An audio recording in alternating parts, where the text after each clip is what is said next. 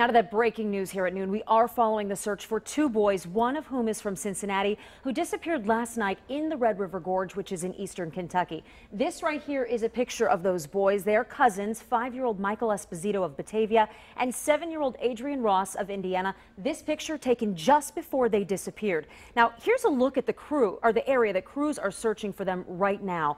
The Red River Gorge is in the Daniel Boone Forest, which is east of Lexington. Not on your side, Zach Pitts is there now. And Zach, what's the latest on that search? Well, Julie, we just hit that 18-hour mark for the search for those two boys. You can see right behind me, they've actually kept us back at a distance right now. Police and authorities, they don't want us going back any further because obviously we don't want to intrude on the search. We don't want to be any kind of hinder to the search. And as I said, the search now going into 18 hours, hundreds of volunteers as well as search crews scouring those woods and combing through every inch of this area. I want to show you the video from overnight.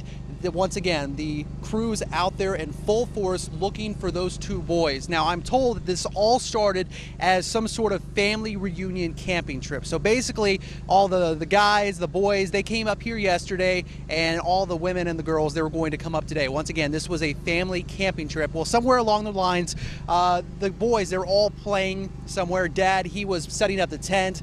Grandpa, he was cooking dinner at that point. And there must have been some kind of confusion who was watching the boys, but two of the boys, Michael and Adrian, they walked off. They have not been seen since. That was around 6 o'clock last night. As you can imagine, the parents of those two boys absolutely devastated at this point, worried sick. We actually had a chance to talk with Michael's mother. That is the 5-year-old. Our anchor, Chris Riva, spoke with her over the phone this morning. Take a listen to what she had to say. Well, how are you doing? How are you holding up? Well, it's tough. They've been missing for more than 12 hours now, and so basically we've got a lot of good people who are working hard, and and they're very well trained, and this is what they do, and saying a lot of prayers because at this point, God's the only one taking care of my kids, so I can't really afford to break down and be emotional because I'm needed, to help answer questions and coordinate things. So, get through this and we're going to bring them back.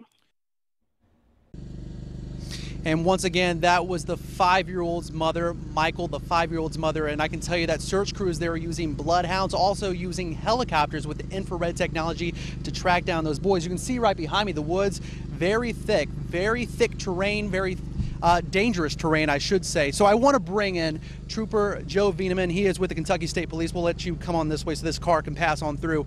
And you were telling me moments before we came on the air, very thick woods, rough terrain. So what are these searchers up against right now? Well, what the searchers up to, this is Daniel Boone Natural Forest, also Red River Gorge. It's a very popular place for rock climbers, so you can just imagine what the type of terrain is. If rock climbers are coming to this area, just imagine the kind of obstacles that the search and rescue crews are looking at. And I heard something about really deep drop-offs as well.